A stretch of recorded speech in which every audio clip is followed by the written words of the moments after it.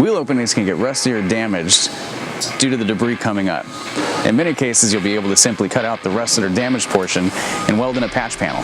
It can save time and money in your restoration. Hey, I'm Dennis and welcome back to our OPGI product feature powered by Resto Parts, Original Parts Group's in-house brand.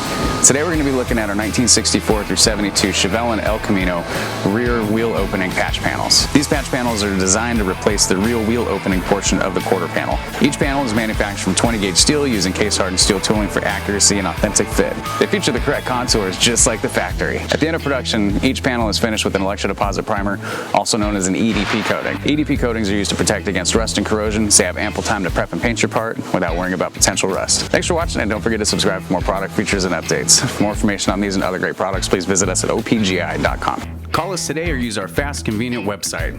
Buy direct with Original Parts Group and enjoy the benefits of shopping with the recognized leader in the industry with decades of experience, the highest in-stock ratio, a helpful and knowledgeable sales staff, and fast professional shipping.